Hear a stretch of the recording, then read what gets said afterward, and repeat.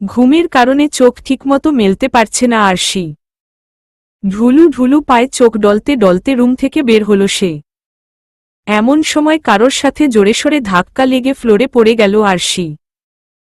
ব্যথায় চোখ মুখ কুঁচকে গেল তার। কারোর হাসির শব্দে চোখ মেলে সামনে তাকাল সে। দেখল আবরার হাসছে। হাসতে হাসতে চোখে পানি চলে এসেছে আবরারের।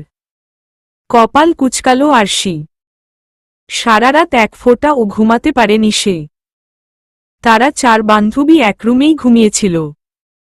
আরশি ঘুমিয়েছিল কর্নারে।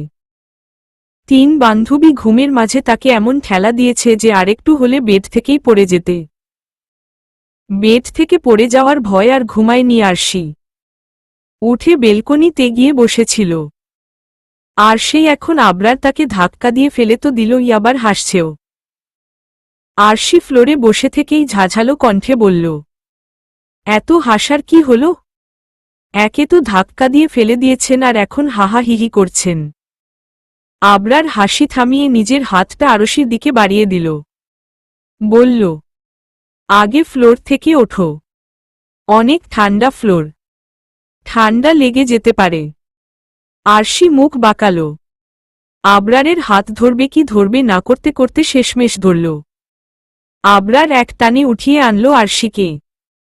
বেশ জোরে টান দেয়ায় আরশি আবরারের একেবারে নিকটে চলে আসল। আরশির এক হাত এখনো আবরারের হাতের মাঝে বন্দী। আরশি তাকালো আবরারের চোখের দিকে। দেখল লোকটা গভীরভাবে তার দিকে তাকিয়ে কিছু একটা পর্যবেক্ষণ করছে।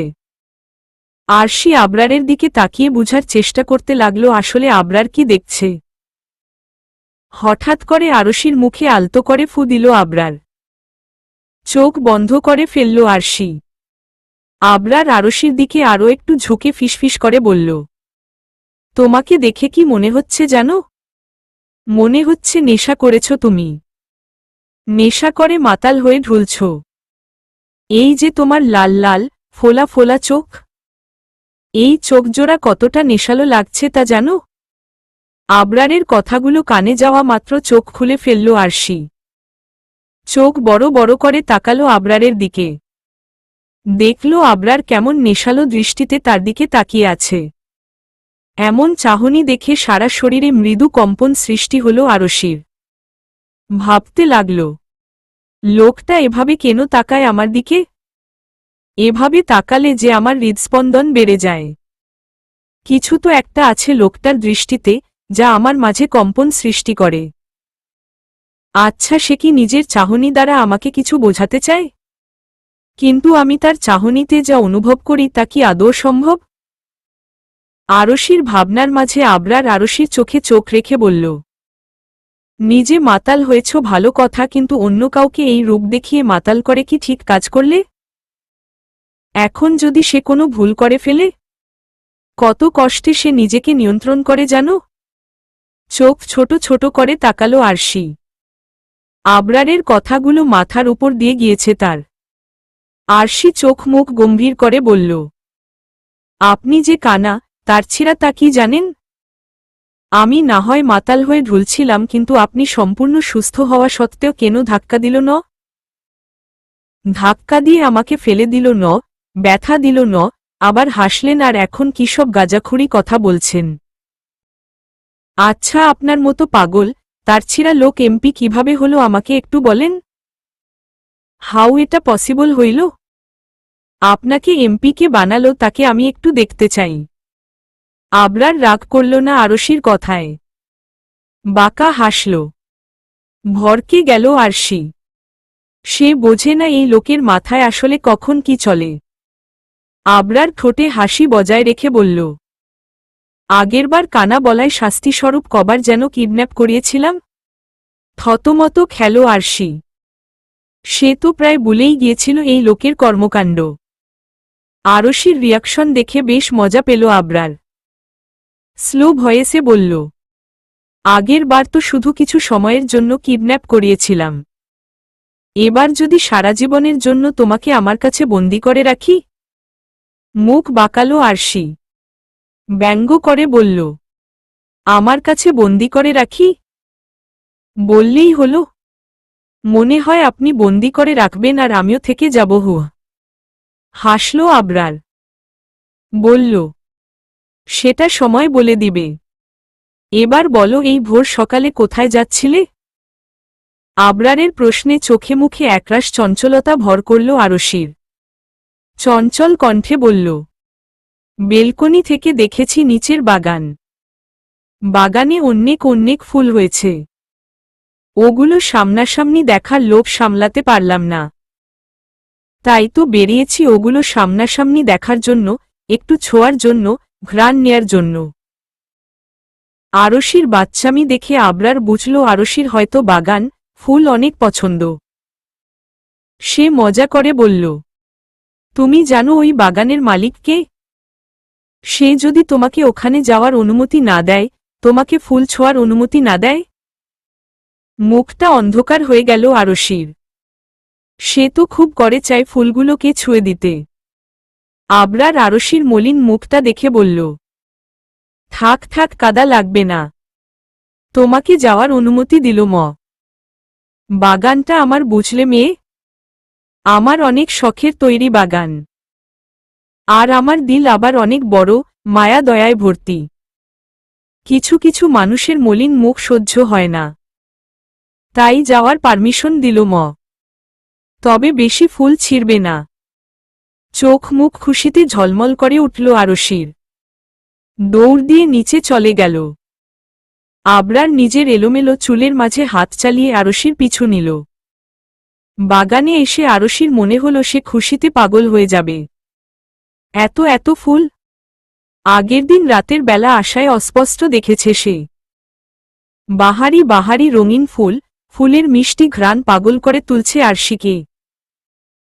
সে উৎফুল্ল মনে বাগানে হেঁটে বেড়াচ্ছে আর ফুলগুলো স্পর্শ করছে।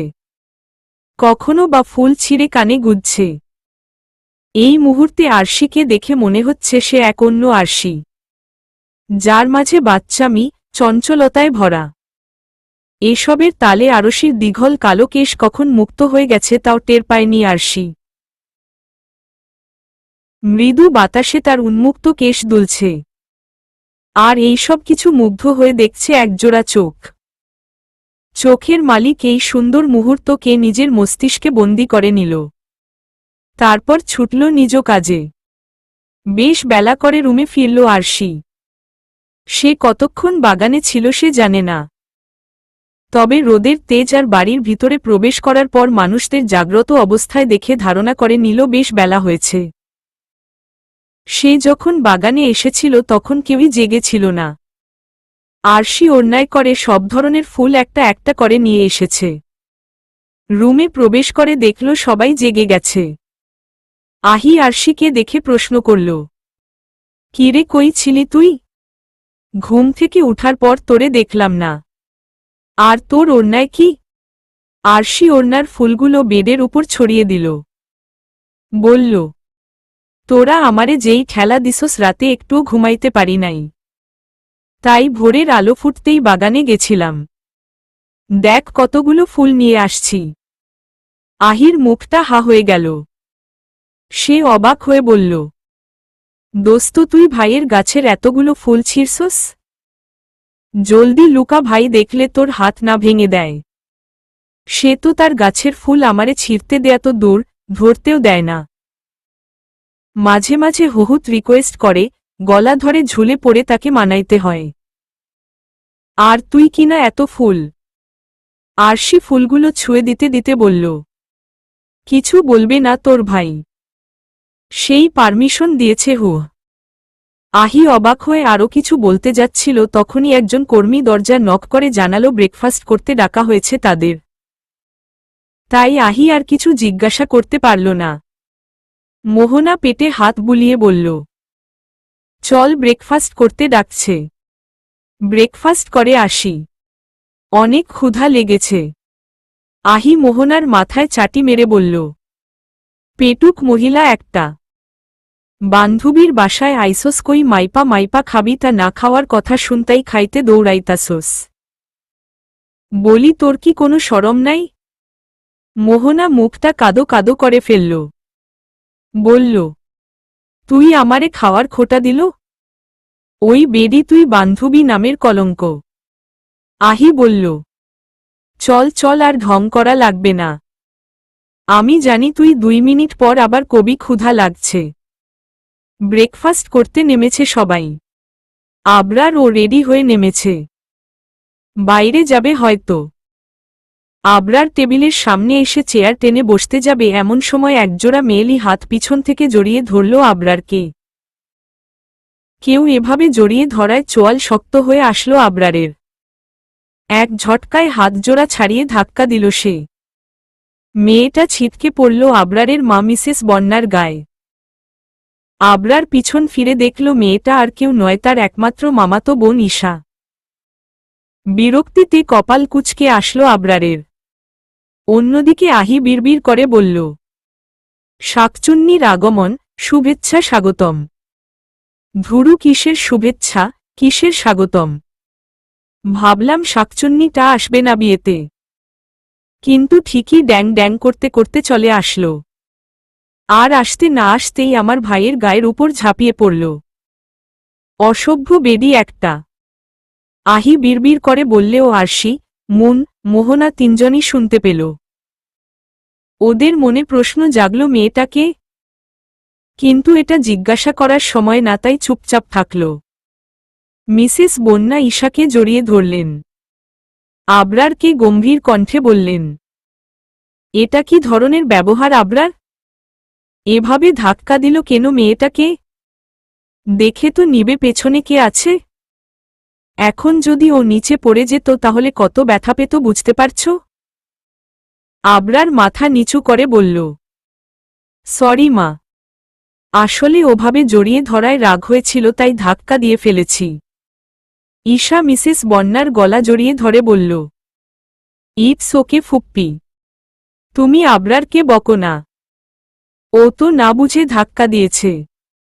মিসেস বন্যা ঈশার কথায় আলতো হাসলেন।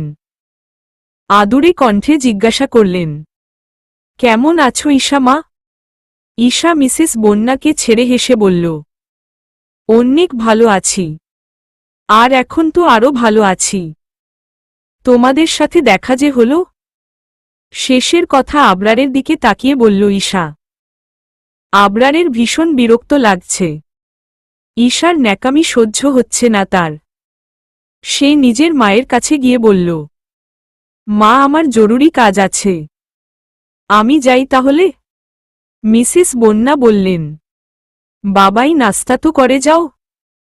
আবরার নিজের মায়ের কপালে চুমু দিয়ে বলল, বাইরে খেয়ে নিব, তুমি চিন্তা করো না, নিজের খেয়াল রেখো, আসি তবে। মিসেস বন্যা মাথা নাড়িয়ে অনুমতি দিল না।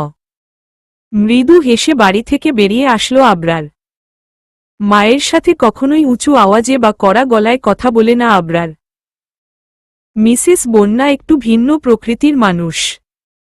কারোর কোনো কথায় বা কোনো কাজে কষ্ট পেলেও কখনো প্রকাশ করেন না, নিজের মাঝে চেপে রাখেন। তাই আবরার বাবার সাথে ফ্রিভাবে কথা বললেও মায়ের সাথে খুব সাবধানে কথা বলে। আবরার চায় না তার মা তার কোনো কাজে বা কথায় কষ্ট পাক। গেটের কাছাকাছি আসতেই আবরারের দেখা হল মামা ইরফান চৌধুরী এবং তার স্ত্রী মিসেস মনার সাথে। আবরার নিজের মামাকে জড়িয়ে ধরল, দুজনের সাথে কুশল বিনিময় করে তাদের ভেতরে যেতে বলল। গাড়িতে বসে আবরার আরশিকে একটা টেক্সট পাঠাল। ফোন ভাইব্রেট করতেই আরশি দেখল আবরারের মেসেজ। তাকে বাইরে যেতে বলছে। আরশি আহিকে বুঝিয়ে বাড়ি থেকে বেরিয়ে আসল। গেটের কাছে এসে দেখল আবরার গাড়িতে বসে অপেক্ষা করছে তার জন্য। আরশি আসতেই গাড়ির ডোর খুলে দিল আবরার। আরশি কথা না বাড়িয়ে উঠে বসল। গাড়ি নিজের বাড়ির রাস্তার দিকে যেতে দেখে অবাক হল আরশি, কিন্তু কিছু জিজ্ঞাসা করল না। বাসার কাছে গাড়ি থামতেই আরশি কৌতূহল নিয়ে তাকালো আবরারের দিকে। আবরার গম্ভীর কণ্ঠে বলল, বাড়িতে গিয়ে ব্রেকফাস্ট করে রেস্ট নাও, বিকালের দিকে আবার আমাদের বাড়িতে চলে যেও। একরাশ প্রশান্তি অনুভব করল আরশি। সে বুঝতে পেরেছে আবরার কেন তাকে বাড়িতে নিয়ে এসেছে। আবরার হয়তো বুঝতে পেরেছে সে সারারাত ঘুমায়নি, তাই তো লোকটা তাকে রেস্ট করতে বলল। ওখানে থাকলে সে মোটেও রেস্ট নেয়ার সুযোগ পেত না। আরশি মৃদু হেসে গাড়ি থেকে বেরিয়ে আসল। আবরার ও আলতো হাসল আরশিকে হাসতে দেখে। আরশি চলে গেল নিজের বাড়িতে আর আবরার চলে গেল নিজ গন্তব্যে। রাতে ডিনার করতে বসেছে সবাই।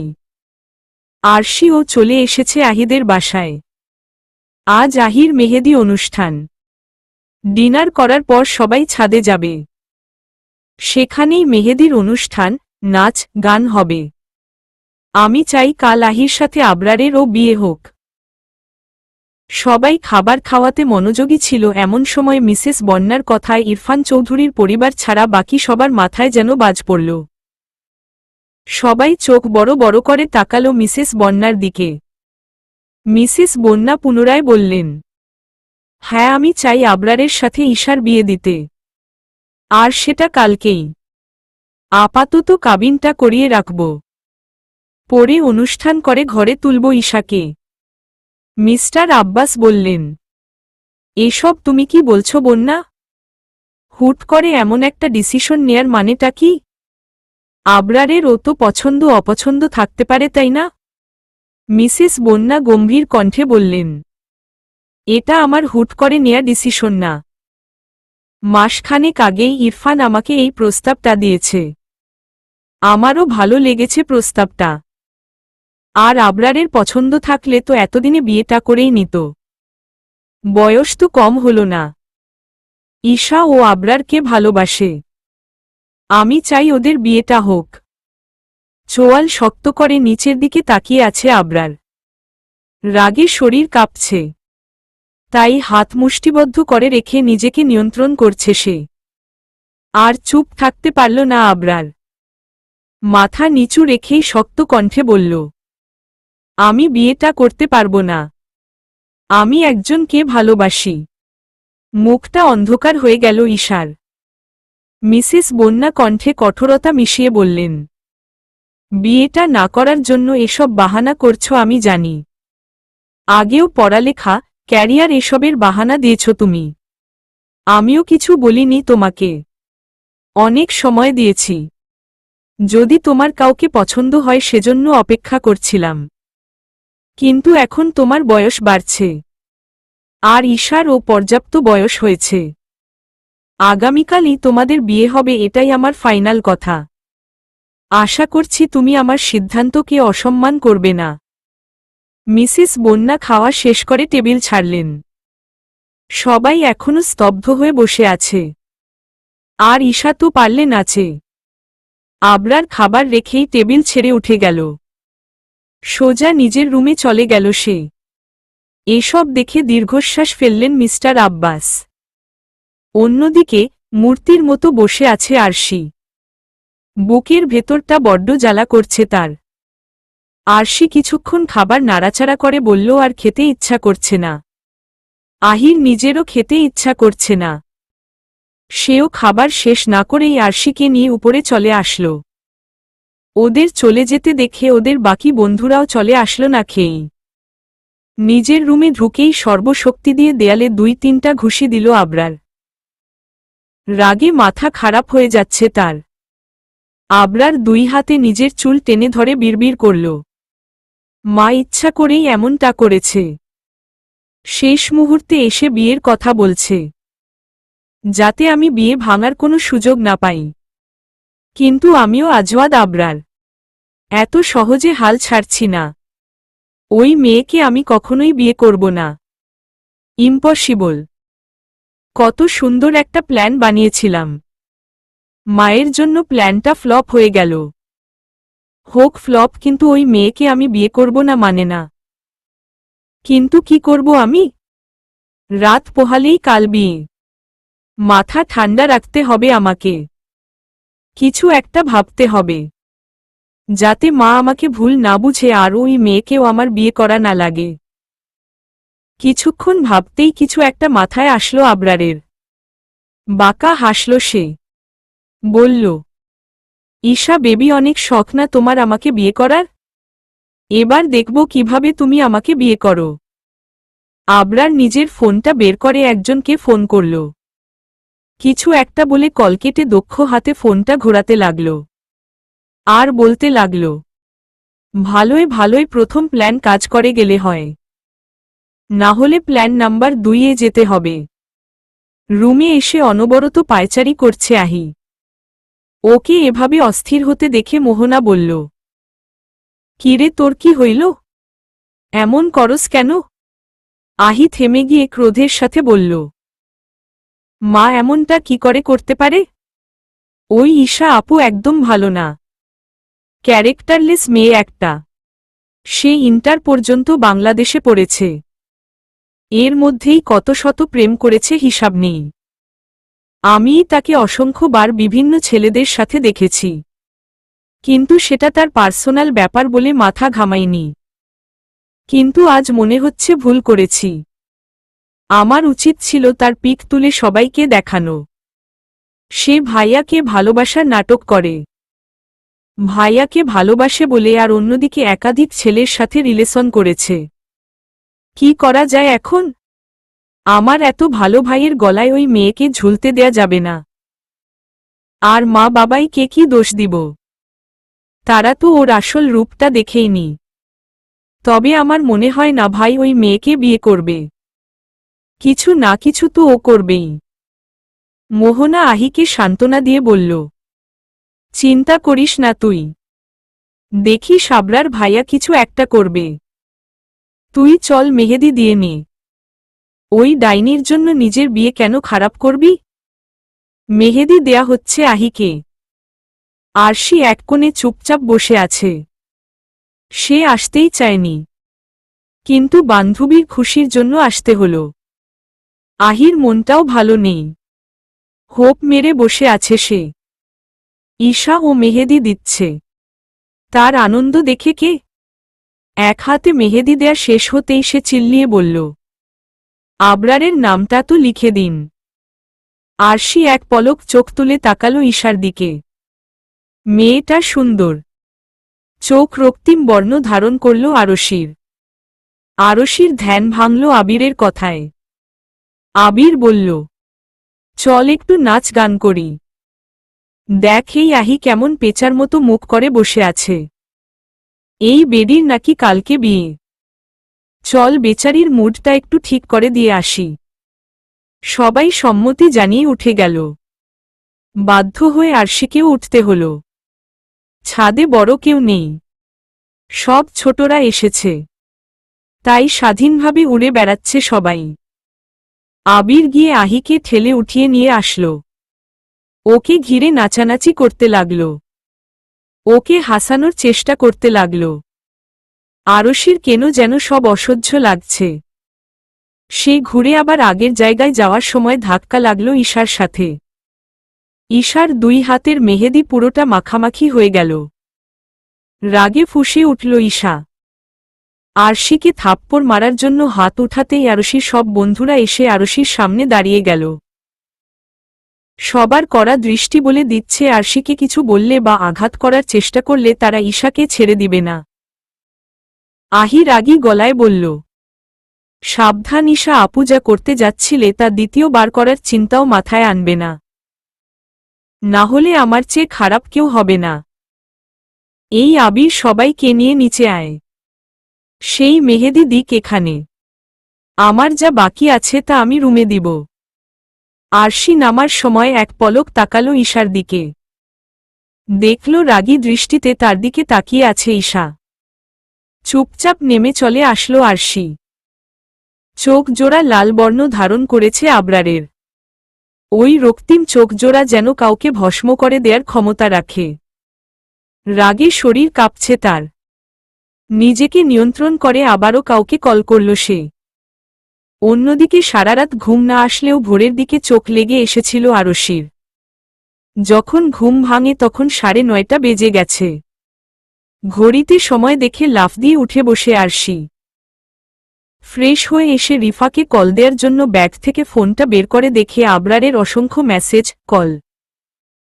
সময় দেখে অবাক হয় আরশি, কারণ সেই রাত থেকে এখন পর্যন্ত একাধারে কল মেসেজ করেছে আবরার। কিন্তু তার ফোন সাইলেন্ট করা ছিল, আর ফোনটা ব্যাগে থাকার কারণে টের পায়নি সে। আবরারের এত এত কল মেসেজ দেখে কপালে ভাঁজ পড়ল আরশির। মনে মনে ভাবল, লোকটা কি সারারাত না ঘুমিয়ে মেসেজ আর কল করেছে নাকি? আরশির ভাবনার মাঝে আবার ও তার ফোনে আবরারের নাম্বার থেকে কল আসল। নিজের চিন্তা ভাবনা ত্যাগ করে ফোন রিসিভ করল আরশি। কানের কাছে নিতেই শুনতে পেল আবরারের রাগান্বিত কণ্ঠস্বর। বেয়াদব মেয়ে, কোথায় ছিলে তুমি? তোমার ফোন কোথায় ছিল? এতক্ষণে ফোন রিসিভ করার সময় হল? আমার ঘুম উড়িয়ে দিয়ে নিজে দিব্যি আরামে পড়ে পড়ে ঘুমাচ্ছ? ভাবলেশহীন দেখালো আরশিকে। নির্লিপ্ততা কণ্ঠে বলল, আমি আপনার বউ লাগি না। যে যখন ইচ্ছা তখন কল মেসেজ করবেন। যাই হোক, এতবার কল মেসেজ দেওয়ার কারণ কি সেটা বলুন। অযথা সময় নষ্ট করবেন না। আরশির কথায় চোয়াল শক্ত হয়ে আসলো আবরারের। তবুও নিজের রাগ সংবরণ করে নিল সে। শক্ত কণ্ঠে বলল, 2 মিনিটের মধ্যে বাগানে আসবে। You have only 2 minutes.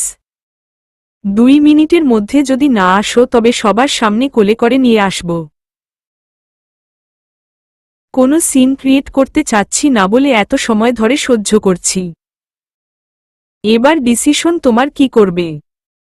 আরশি কিছু কড়া কথা শোনাতে যাচ্ছিল, কিন্তু তার পূর্বেই কল কেটে দিল আবরার। আরশি বিরক্ত হল, পা বাড়ালো বাগানের দিকে। অন্যদিকে আবরার বাঁকা হেসে বলল, তোমার সব তারা কথার শাস্তি তুলে রাখলাম। সময় আসুক, তারপর কিভাবে তোমার মুখ দিয়ে তারা বের হয় তা দেখব। এখন প্ল্যান নাম্বার 2 কাজে লাগাতে হবে। আমার আগেই বোঝা উচিত ছিল তুমি সোজা কথার মেয়ে নও। যাক, এখন যা হবে তোমার কারণেই হবে, আমার কোনো দোষ নেই। 5 মিনিট যাবৎ বাগানে দাঁড়িয়ে আছে আরশি। বিরক্তিতে চোখ মুখ কুঁচকে আছে তার। তাকে 2 মিনিটের মধ্যে আসতে বলে নিজেরই আসার খবর নেই আবরারের। আরশি ধীর পায়ে হাঁটাহাঁটি করছিল। হুট করে তার মুখে কিছু একটা চেপে ধরে কেউ। ধীরে ধীরে চোখ বন্ধ হয়ে আসে আরশির। জ্ঞান হারিয়ে কারোর দেহের উপর ঢলে পড়ে সে। লোকটা আরশিকে আলতো করে জড়িয়ে নেয়। কোলে তুলে সকলের চোখ ফাঁকি দিয়ে নিজের গাড়িতে উঠে পড়ে। গাড়ি চলতে শুরু করে তার ঠিক করা গন্তব্যে।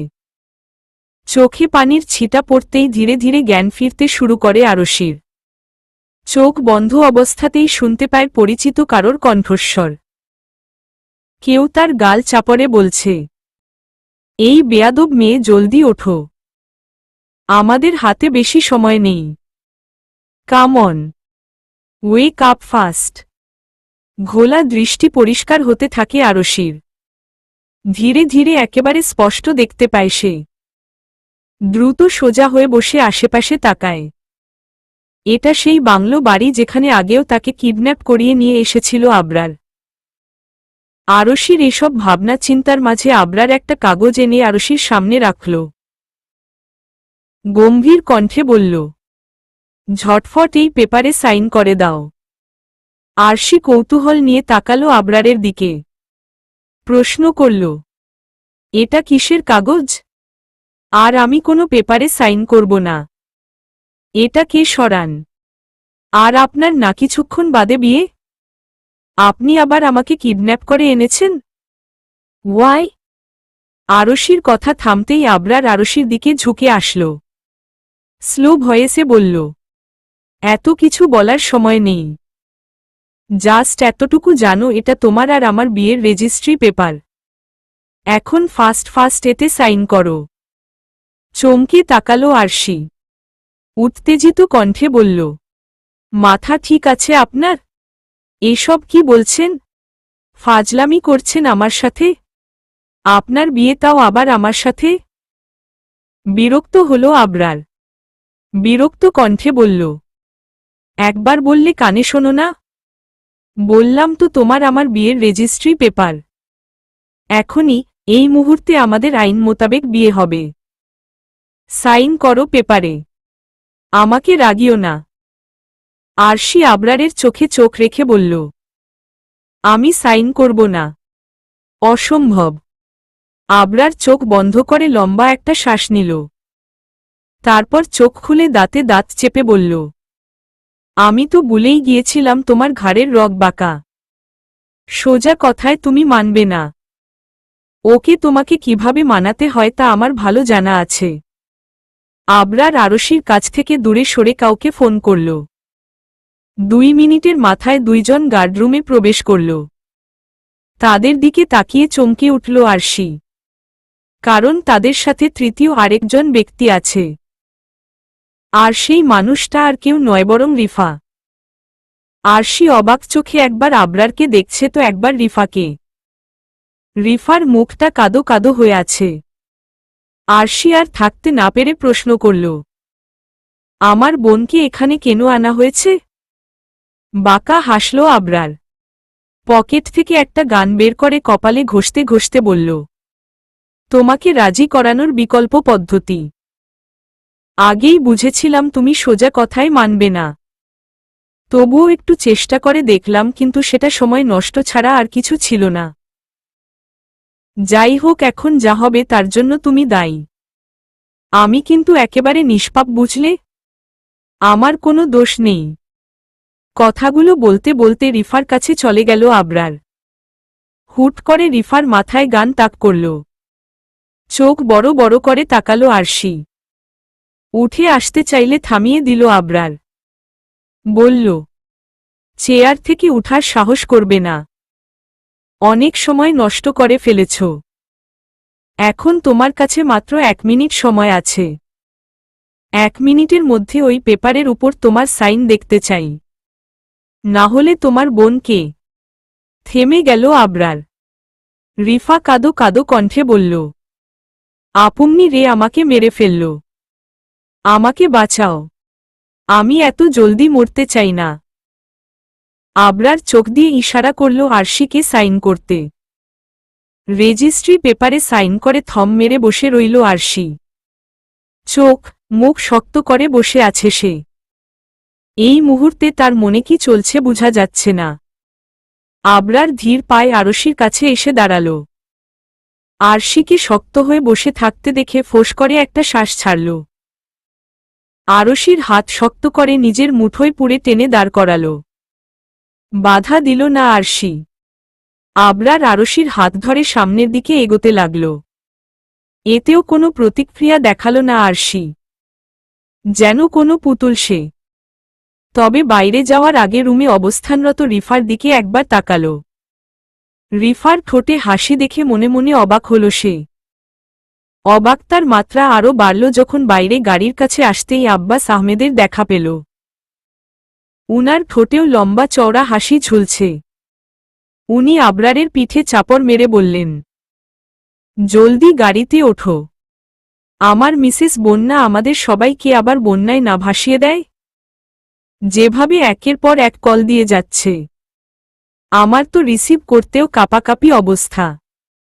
কথাগুলো বলে শব্দ করে হাসলেন আব্বাস আহমেদ। আবরার ও বাবার সাথে তাল মিলাল। উনি আবার তাড়া দিয়ে বললেন, হাসাহাসি পড়ে হবে। আগে বাড়িতে পৌঁছাতে হবে। বিয়ের অনুষ্ঠান শুরু হতে আর বেশি সময় নেই। আমার ছেলে মেয়ের বিয়ে আমি কিছুতেই মিস করতে চাই না। আগে গিয়ে সব মিটমাট করতে হবে। তারপর আহির আদিফের সাথে তোমাদের ও ধর্ম মোতাবেক বিয়ে দিতে হবে। আবরার মৃদু হেসে সম্মতি জানাল। গাড়ির ডোর খুলে আরশিকে বসতে বলল। আরশি বিনা বাক্যে উঠে বসল গাড়িতে। জানালা দিয়ে বাইরে তাকিয়ে রইল। আবরারের রুমে দাঁড়িয়ে আছে পরিবারের সব সদস্য। আরশির বন্ধুরাও উপস্থিত। আহি চোখ বড় বড় করে নিজের ভাইকে দেখছে আর মনে মনে নাচ দিচ্ছে এই খুশিতে যে তার ভাই বিয়ে ভাঙার কথা বলতে এখানে সবাইকে ডেকেছে। বউ সাজে দাঁড়িয়ে আছে ঈশাও। মিসেস বন্যা নীরবতা ভেঙে বললেন, কি সমস্যা আবরার? যে কোনো সময় রাদিফ আর ওর পরিবারের লোকেরা চলে আসবে। তবুও তুমি এমন একটা মুহূর্তে আমাদের সবাইকে এভাবে ডেকে নিয়ে আসলে। আর তোমারও যে আজ বিয়ে তা কি তুমি জানো না? বিয়ের জন্য রেডি না হয়ে কোথায় গিয়েছিলে? আবরার একটা শ্বাস ফেলে মায়ের চোখে চোখ রেখে বলল, বিয়েই তো করতে গিয়েছিলাম মা। সবাই চোখ বড় বড় করে তাকালো আবরারের দিকে। মিসেস বন্যা বলে উঠলেন, মানে? আবরার আরশির হাত শক্ত করে নিজের মুঠোয় পুড়ে নিয়ে শান্ত কণ্ঠে বলল, আমি আরশিকে বিয়ে করেছি। আবরারের এই ছোট কথায় যেন বাজ পড়ল সবার মাথায়। আরশির ফ্রেন্ডদের চোখ যেন খুলে পড়ে যাবে এমন অবস্থা। মিসেস বন্যাকে এবার চিন্তিত দেখাল। উনি অস্থির কণ্ঠে জিজ্ঞাসা করলেন, এসব তুমি কি বলছো আবরার? আর কিছু সময় পর ঈশার সাথে তোমার বিয়ে আর তুমি এসব বলছো? তুমি কি বিয়ে ভাঙার জন্য মিথ্যা বলছো আবরার? আবরার নির্লিপ্ততা কণ্ঠে বলল, আমি মিথ্যা বলছি না মা। আমি গতকালই তোমাকে বলেছিলাম আমি একজনকে ভালোবাসি, কিন্তু তুমি আমার কথা বিশ্বাস করনি। তাই তো আমাকে এমন একটা পদক্ষেপ নিতে হল। মিসেস বন্যা গম্ভীর কণ্ঠে বললেন, তুমি এই মেয়েকে বিয়ে করেছ তার প্রমাণ কি? বাঁকা হাসল আবরার, যেন সে জানত এমন কিছু ঘটবে। হাতে থাকা রেজিস্ট্রি পেপার এগিয়ে দিল মায়ের দিকে। মিসেস বন্যা পেপারটা নিয়ে তাতে চোখ বুলালেন। ইরফান চৌধুরী এগিয়ে এসে বোনের হাত থেকে পেপারটা নিয়ে দেখলেন। হতভম্ব হয়ে গেলেন উনি। অসহায় চোখে ঈশার দিকে তাকালেন। বাবাকে তাকাতে দেখে নেকা কান্না জুড়ে দিল ঈশা। কাঁদতে কাঁদতে বলল, আমি বিশ্বাস করি না এসব। আবরার, তুমি আমার সাথে এমনটা করতে পারো না। আমি তোমাকে অনেক ভালোবাসি। তুমি এভাবে আমাকে কষ্ট দিতে পারো না। কথাগুলো বলতে বলতে ঈশা এগিয়ে এসে আবরারকে জড়িয়ে ধরতে চাইল। অমনি সামনে চলে আসলো আরশি। মস্ত বড় একটা হাসি দিয়ে ঈশাকে জড়িয়ে ধরে বলল, আপু, আপনার যত ইচ্ছা আমাকে জড়িয়ে ধরুন। পরপুরুষকে জড়িয়ে ধরতে নেই জানেন না? আর আপনি মানেন আর না মানেন, বিশ্বাস করেন আর না করেন, উনার সাথে আমার বিয়ে হয়ে গেছে। এটাই সত্য।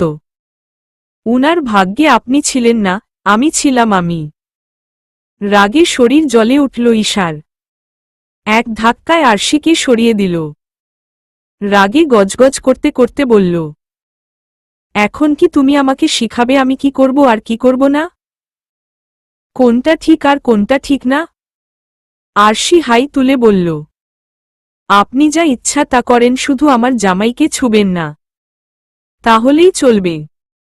আর যদি ছুতে আসেন তবে শুধু শিখাবো না, হাতটা ভেঙে গলায় ঝুলিয়ে দিব। বুঝতে পেরেছেন? আরশির জবাব শুনে সবাই হাঁ করে তাকিয়ে আছে আরশির দিকে। মিসেস বন্যা গম্ভীর চোখে একবার আরশিকে পর্যবেক্ষণ করলেন। অন্যদিকে আবরার একটা ঢোক গিলে মনে মনে ভাবল, কি সাংঘাতিক রে বাবা! একটু আগে আমাকে বিয়েই করতে চাচ্ছিল না, আর এখন জামাই জামাই করছে, আবার আরেকজনকে থ্রেটও দিচ্ছে। এই মেয়েকে বোঝা বড়ই কঠিন। এই ঝাল মরিচকে আমি কিভাবে সামলাব?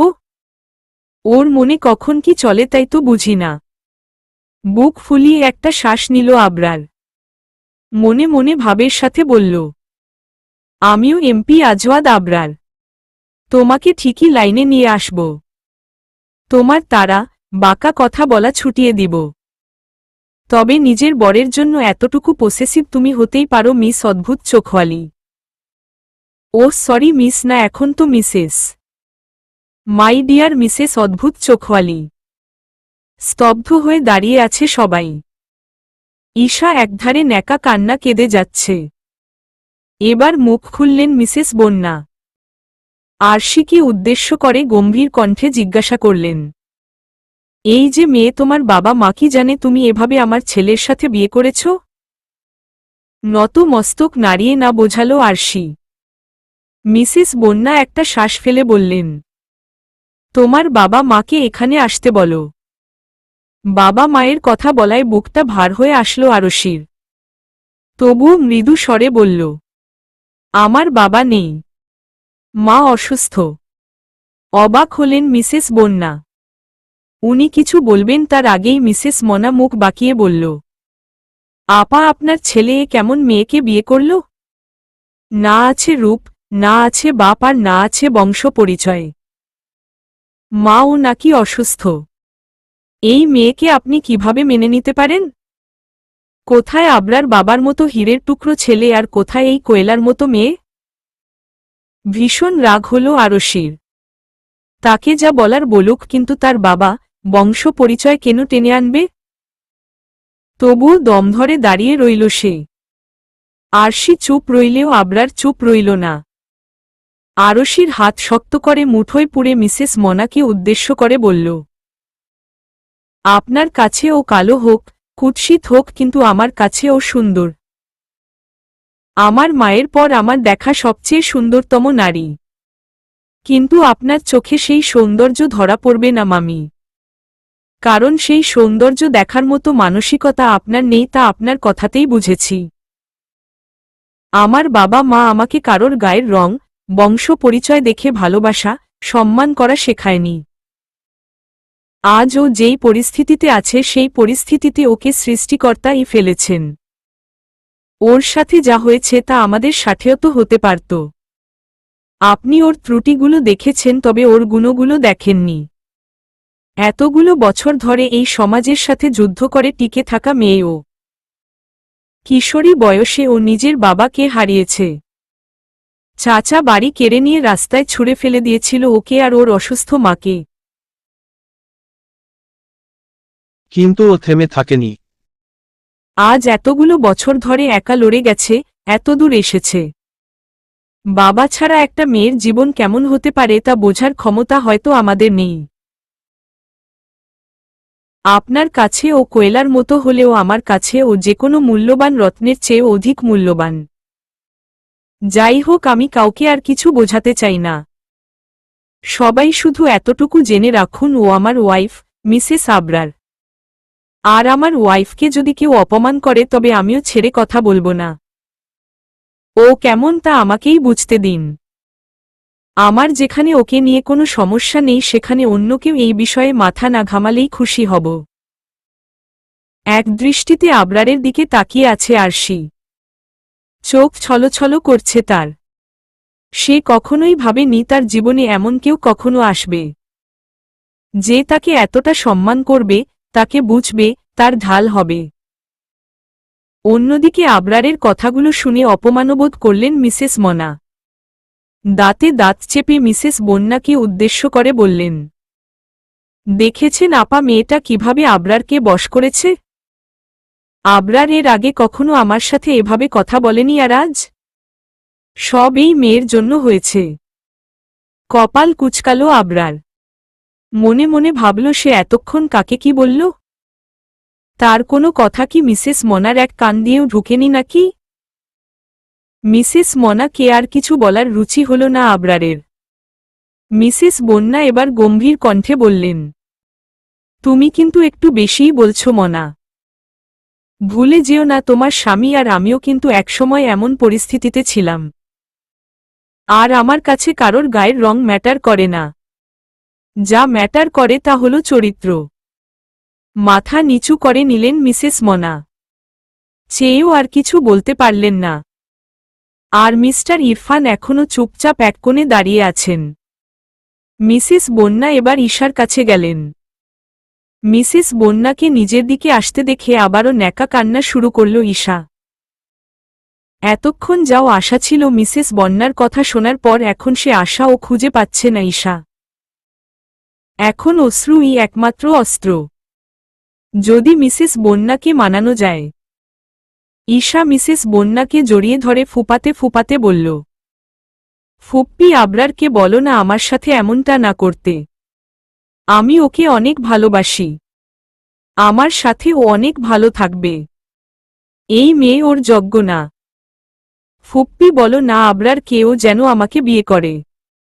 বলো না ফুপ্পি। মিসেস বন্যা ঈশার মাথায় হাত রেখে বললেন, আমাকে ক্ষমা করে দাও ঈশা মা। আমি ভুল করেছি, আবরারের মতামত ছাড়া তোমার সাথে ওর বিয়ে ঠিক করে। আমার এই ভুলের কারণে তোমাকে কষ্ট পেতে হচ্ছে। কিন্তু এখন যে আমার কিছুই করার নেই ঈশা। আবরার ওই মেয়েকে বিয়ে করেছে। আমি না মানতে চাইলেও সত্য এটাই। আর ভালোবাসা ছাড়া কি সংসার টেকে? তুমি আবরারকে ভালোবাসলেও আবরার যে তোমাকে ভালোবাসে না। ওরা একে অপরকে ভালোবেসে বিয়ে করেছে। আমি কি করে ওদের সম্পর্ক ভেঙে তোমার সাথে সম্পর্ক গড়তে পারি? তুমি অনেক ভালো মেয়ে ঈশা। তুমি অনেক ভালো ছেলে পাবে। তুমি আর কিছু বলতে পারলেন না মিসেস বন্যা। তার পূর্বেই ধাক্কা মেরে মিসেস বন্যাকে দূরে সরিয়ে দিল ঈশা। মিসেস বন্যার কথায় গা জ্বলছে তার। মাথা গরম হয়ে গেছে। ঈশার ধাক্কার কারণে ছিটকে আবরারের গায়ে গিয়ে পড়লেন মিসেস বন্যা। মাকে জড়িয়ে নিল আবরার। রাগে থরথর করে কাঁপতে লাগল সে। মিস্টার আব্বাসও চোখ মুখ লাল করে শক্ত হয়ে দাঁড়িয়ে আছেন। আবরার ঈশাকে কিছু বলতে চাইলেও তার হাত চেপে ধরে চোখের ইশারায় থামিয়ে দিল মিসেস বন্যা। কিন্তু থামল না ঈশা। রাগে চিৎকার করে বলল, ভালো মাই ফুট। আমার মাথা খারাপ হয়েছিল যে তোমার মতো মহিলাকে এত সম্মান দেখাচ্ছিলাম, এত তেল দিচ্ছিলাম। যাই করছিলাম সব আবরারের জন্য করছিলাম। এত করে বুঝালাম আবরারকে আমি ভালোবাসি, তাও তোমরা মা ছেলে আমার ভালোবাসা বুঝলে না। যেহেতু আবরার আমাকে বিয়েই করছে না, তাহলে এসব নাটকের কোনো মানেই হয়? কথা শেষ করার আগেই সশব্দে একটা থাপ্পড় পড়ল ঈশার গালে। ঈশা গালে হাত দিয়ে ছলছল চোখে তাকালো নিজের বাবার দিকে। কারণ থাপ্পড়টা তার বাবা ইরফান চৌধুরী দিয়েছে। ইরফান চৌধুরী মেয়েকে তোয়াক্কা না করে বোনের সামনে গিয়ে নত কণ্ঠে বললেন, আপা ক্ষমা করে দিও। আমার মেয়েকে হয়তো আমি সুশিক্ষা দিতে পারিনি, তাই আজ আমার মেয়ের কাছে তোমাকে অপমানিত হতে হল। আমি আসি। কথাটা বলে আর দাঁড়ালেন না ইরফান চৌধুরী। মেয়ের হাত ধরে টানতে টানতে নিয়ে বেরিয়ে গেলেন। মিসেস মনা রাগী চোখে একবার আরশির দিকে তাকিয়ে বেরিয়ে গেলেন স্বামীর পিছনে। মিসেস বন্যা ব্যথিত নয়নে ওদের যাওয়ার পানে তাকিয়ে রইল। আবরার মিসেস বন্যাকে জড়িয়ে ধরে মাথায় হাত বুলিয়ে বলল, ইটস ওকে মা, তুমি কষ্ট পেও না, আর আমাকেও ক্ষমা করে দাও। আমি চাইনি তোমার মতামত ছাড়া এভাবে বিয়ে করতে, কিন্তু বাধ্য হয়েছি। মিসেস বন্যা আবরারের পিঠে হাত বুলিয়ে বললেন, না রে বাবা, ভুল আমার দ্বারা হয়েছে। মানুষ চিনতে ভুল করেছি আমি। অনেক বড় ভুল হয়েছে আমার। মিসেস বন্যার কথায় আবরার বুঝল তার মা ভীষণ কষ্ট পেয়েছে ঈশার ব্যবহারে। তাই সে আব্বাস আহমেদ আর আহিকে চোখের ইশারায় কিছু বুঝাতেই তারা এগিয়ে আসল। আহি মাকে ঝাপটে ধরে অভিমানী কণ্ঠে বলল, এটা কোনো কথা মা? আমার আর কিছুক্ষণ পর বিয়ে, আর তুমি এভাবে মুখ ফুলিয়ে আছো? এখন কি আমি কান্না শুরু করব? তোমাকে এভাবে দেখে কিন্তু আমার কান্না পাচ্ছে। আব্বাস আহমেদ মস্করা করে বললেন, ঠিকই বলেছ আহি মামুনি, এখন তো আমারও কাঁদতে ইচ্ছা করছে। চলো আমরা বাপ বেটি মিলে কাঁদতে বসি। মিসেস বন্যা আবরারের বুক থেকে মাথা সরিয়ে আব্বাস আহমেদের দিকে চোখ রাঙিয়ে তাকালেন। আব্বাস আহমেদ ভয় পাওয়ার অভিনয় করে বললেন, দেখেছ তোমরা, আমার মিসেস আবার নিজের আগের রূপে ফিরে এসেছে। কিভাবে আমাকে চোখ রাঙাচ্ছে। আজ আমি একজন নিরীহ ভালো বর বলে বউকে চোখ রাঙাই না। সবাই হেসে উঠল আব্বাস আহমেদের কথায়। মিসেস বন্যা ও আলতো হাসলেন। ভীষণ প্রশান্তি অনুভব করলেন তিনি। মনে মনে সৃষ্টিকর্তার নিকট শুকরিয়া আদায় করলেন এত ভালো স্বামী, সন্তান দেয়ার জন্য। এর মাঝেই নিচ থেকে খবর আসলো রাদিফরা চলে এসেছে। ব্যস্ত হয়ে উঠলেন মিসেস বন্যা। তখন আব্বাস আহমেদ বলে উঠলেন, বন্যা আবরার আরশির কিন্তু ধর্ম মতে বিয়ে হয়নি। আহি আর রাদিফের সাথে ওদেরও বিয়ে হবে। কপালে ভাঁজ পড়ল মিসেস বন্যার। তিনি এখন এত দ্রুত আরশির জন্য বিয়ের পোশাক, গহনা কিভাবে জোগাড় করবেন? যতই হোক আরশি এখন তার একমাত্র ছেলের বউ। কি করবেন ভাবতে লাগলেন তিনি। বউ সাজানো হচ্ছে আরশিকে। পরনে হালকা গোলাপি রঙের লেহেঙ্গা, হীরার গহনা। লেহেঙ্গা আর গহনার ডিজাইন বেশ পছন্দ হয়েছে আরশির। লেহেঙ্গা মোটামুটি ভারী হলেও গহনাগুলো হালকা ডিজাইনের মধ্যে হওয়ায় স্বস্তিবোধ করছে আরশি। চুপচাপ মূর্তির মতো বসে আছে সে। মিসেস বন্যার নির্দেশ মতো তাকে সাজাচ্ছে পার্লারের মহিলারা। সাজানো শেষ হতেই পার্লারের মহিলারা বেরিয়ে গেলেন। মিসেস বন্যা আরশির কাছে এসে মুখটা উঁচু করে ধরলেন। আরশি চোখ মেলে তাকালো মিসেস বন্যার দিকে। আরশির মায়াভরা মুখ, সুন্দর টানা টানা চোখের দিকে একদৃষ্টিতে তাকিয়ে রইলেন মিসেস বন্যা। মুখ দিয়ে আপনা আপনি বেরিয়ে আসল, মাশা আল্লাহ। চোখ নামিয়ে মৃদু হাসল আরশি। এতে যেন আরশির সৌন্দর্য আরও কয়েক গুণ বৃদ্ধি পেল। মিসেস বন্যার ইচ্ছা হল আরও কিছু সময় আরশির দিকে তাকিয়ে তাকে খুঁটে খুঁটে দেখতে। কিছু তো একটা আছে এই শ্যামা মেয়ের মাঝে যা যে কাউকে তার দিকে তাকিয়ে থাকতে বাধ্য করবে। এই শ্যামা মেয়ে যেন যে কাউকে আকর্ষণ করার ক্ষমতা রাখে। না হলে তার ছেলে কোনো মেয়ের জন্য এতটা পাগল কি করে হয়। আহি হঠাৎ হাঁচি দেয়ায় ধ্যান ভাঙল মিসেস বন্যার। কিছুটা অপ্রস্তুত হলেন তিনি। হালকা কেশে গলা ঝেড়ে মুন আর মোহনাকে উদ্দেশ্য করে গম্ভীর কণ্ঠে বললেন, একটু পরে ওদের নিচে নিয়ে আসবে। আমি কাউকে পাঠিয়ে দিব ডাকার জন্য। ততক্ষণ অবধি ওদের সাথেই থেকো তোমরা দুজন। মুন আর মোহনা মাথা নাড়িয়ে সায় জানাল। মিসেস বন্যা তাড়াহুড়ো করে বেরিয়ে গেলেন রুম থেকে। উনি বের হতেই হুড়মুড় করে রুমে ঢুকল আবির আর রাহুল। যেন দরজার বাইরেই দাঁড়িয়েছিল। ওরা ভিতরে আসতেই মোহনা গিয়ে দ্রুত দরজা লাগিয়ে দিল।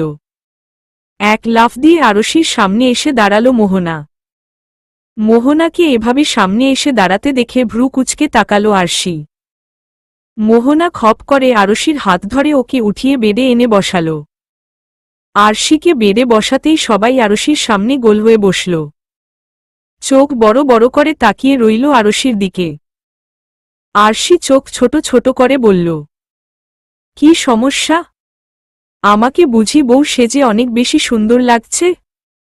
মোহনা মুখটা কাদো কাদো করে বলল, এই ছিল তোর মনে? তলে তলে প্রেম করলি, আবার আমার ক্রাশকে বিয়েও করে নিলি? আহি মুখ বাঁকা করে বলল, তোরা দুইটা এমন করতে পারলি? এভাবে ধোঁকা দিল? আমার ভাই আমারে এই ব্যাপারে কিছু কইল না আর তুই আমার বান্ধবী হইয়া ও আমারে একটু বললি না? কেন বললে কি আমি তোদের প্রেমের মাঝখানে ভিলেন হতাম নাকি? কবে থেকে তোদের প্রেম চলে জলদি বল, কিভাবে প্রেম হলো সেটা বল। বল বল, যতক্ষণ না শুনমু ততক্ষণ শান্তি পামু না। হাই তুলল আরশি। বলল, প্রেম থাকলে তবেই না কাহিনী শোনাব? আরশির কথা শুনে সবাই একসাথে বলে উঠল, মানে? আরশি সোজাসাপটা জবাব দিল, উনি আমাকে কিডন্যাপ করে নিয়ে গিয়ে বিয়ে করেছেন। আরশির জবাবে মুখ হা হয়ে গেল সবার। আরশি ওদের সম্পূর্ণ ঘটনা খুলে বলল। কিভাবে আবরার তাকে বিয়ে করেছে সবটা জানাল। সবটা শুনে আহি বলল, আমার ভাই দেখি তোর প্রেমে পাগল হয়ে গেছে। শেষ পর্যন্ত উপায় না পেয়ে তোকে কিডন্যাপ করে বিয়ে করল? আমার ভাই ও একটা চিজ মানতেই হবে। রাতারাতি কি প্ল্যানটা করল? আর দেখ তোর জন্য বিয়ের সবকিছু আগেই সে কিনে রেখেছে। বাব্বা, কি প্রেম, কি ভালোবাসা! যা হয়েছে ভালোই হয়েছে। তুই আমার ভাবি হয়ে গেলি আর ঈশা ডাইনিটাও বিদায় হল। আহ, কি সুখ সুখ লাগছে। নিশ্চুপ রইল আরশি। কিছু একটা ভাবতে লাগল সে। এমন সময় মুন বলল, তবে একটা জিনিস আমার মাথায় ঢুকল না। সবাই উৎসুক চোখে তাকালো মুনের দিকে। মুন কৌতূহল নিয়ে বলল, আবরার ভাইয়া তোকে কিডন্যাপ করে ভয় দেখিয়ে পেপারে সাইন করালো আর তুই ও ভয় পেয়ে সাইন করলি? এই ব্যাপারটা ঠিক হজম হল না। তোকে আমার খুব ভালো করে চেনা আছে। যেই মেয়ে কারোর থ্রেটের তোয়াক্কা করে না, কাউকে ভয় পায় না, সে আজ ভয় পেয়ে সাইন করল। আর এখনই বা তুই এত স্বাভাবিক কি করে আছিস? সবাই ভাবল আসলেই তো মুনের কথাটা ঠিক। আরশি তো ভয় পাওয়ার মতো মেয়ে নয়। তবে আজ কিভাবে সে ভয় পেল? আরশি নীরবে ভাবতে লাগল এখন কি জবাব দিবে। তবে জবাব দেওয়ার প্রয়োজন পড়ল না আরশির। সে কিছু বলার আগেই দরজায় নক করে একজন জানালো নিচে তাদের ডাকা হচ্ছে, দ্রুত যেন সবাই নিচে আসে। ফোঁস করে একটা শ্বাস ছাড়ল আরশি। মুন, মোহনা উঠে দাঁড়ালো আরশি আর আহিকে নিচে নিয়ে যাওয়ার জন্য। ধীরে ধীরে আরশি আর আহিকে ধরে নিচে নিয়ে আসতে লাগল মুন, মোহনা। ওরা সিঁড়ির কাছে আসতেই আরও কিছু মেয়েরা আশপাশে যোগ হল। পিছন পিছন আবির আর রাহুলও আসছে। নিচে আসতেই আরশির চোখ চলে গেল সামনের দিকে। নিজের মা মিহি বেগম এবং রিফাকে দেখে ভীষণ অবাক হল আরশি। তার চেয়ে বেশি অবাক হল মিহি বেগমকে আবরারের সাথে হেসে হেসে কথা বলতে দেখে। আবরার উনাকে এক হাতে আগলে নিয়ে কথা বলতে বলতে ধীরে ধীরে এগিয়ে আসছে। সোফার কাছে পৌঁছাতেই আবরার উনাকে যত্ন সহকারে বসিয়ে দিল। মিহি বেগম আলতো হেসে আবরারের মাথায় হাত বুলিয়ে দিল। চোখ জ্বলে উঠল আরশির। আজ কতগুলো বছর পর সে নিজের মাকে এভাবে সুস্থ অবস্থায় হাসতে দেখল। কি সুন্দর পরিপাটি দেখাচ্ছে মিহি বেগমকে। এই মুহূর্তে উনাকে দেখে কেউ বলবে না উনি মানসিকভাবে দুর্বল। মিহি বেগম রিফার সাথে টুকটাক কথা বললেও কখনো হাসেন না। আর আরশিকে তো সহ্যই করতে পারেন না। একরাশ অভিমান হানা দিল আরশির মনের মাঝে। তার মা তার সাথে কথাই বলতে চায় না, দেখলেই রাগারাগি করে, অথচ আবরারের সাথে কি সুন্দর হেসে হেসে কথা বলছে। আসলেই কি তার কোনো দোষ ছিল, যার জন্য তার মা তাকে এতগুলো বছর ধরে অবহেলা করে আসছে? আরশির ভাবনা চিন্তার মাঝে সোফার কাছে চলে আসলো তারা। আরশিকে বসিয়ে দেয়া হলো সোফায়। আহিকে বসানো হলো রাদিফের পাশে। আরশিকে দেখেই রিফা এগিয়ে আসলো। আরশির পাশে বসে তাকে আনন্দের সাথে জড়িয়ে ধরল। এই মেয়ের হাসি দেখলে কেউ বলবে না তাকে কিছুক্ষণ আগে মারার হুমকি দেয়া হয়েছিল। সন্দিহান চোখে একবার রিফার দিকে তাকালো আরশি। আরশিকে এভাবে তাকাতে দেখে হালকা কাশি দিল রিফা। হাসি বন্ধ করে মুখ ফিরিয়ে আশপাশ দেখতে লাগল। আরশি সামনে তাকাতেই দেখল তার মা কেমন যেন অদ্ভুত দৃষ্টিতে তার দিকে তাকিয়ে আছে। চোখ ছলছল করছে উনার। আরশি ও অভিমানী চোখে তাকিয়ে রইল নিজের মায়ের দিকে। যেন চোখ দিয়েই বুঝিয়ে দিতে চাচ্ছে সে অনেক অভিমান করেছে। পাশে কেউ একজন ধপ করে বসায় ধ্যানভঙ্গ হল আরশির। চোখ ফিরিয়ে পাশে তাকাতেই আবরারের শান্ত, গম্ভীর চেহারা নজরে আসল। আবরার একবারও তার দিকে তাকাচ্ছে না খেয়াল করল আরশি। মনের মাঝে খারাপ লাগা যেন আরও বেড়ে গেল তার। তাকে কি এতটাই বাজে দেখাচ্ছে যে লোকটা একবারও তার দিকে তাকাল না? তবে কি সে ভুল বুঝল? কাজী সাহেবের আওয়াজ শুনে সেদিকে তাকালো আরশি। কাজী সাহেব রাদিফ আর আহির বিয়ে পড়াচ্ছেন। আহি কিছুটা সময় নিয়ে কবুল বলল, কিন্তু রাদিফকে বলমাত্র সে ঝটফট কবুল বলে ফেলল। সবাই হাসল রাদিফের তাড়াহুড়ো দেখে। আহিও হাসা শুরু করল।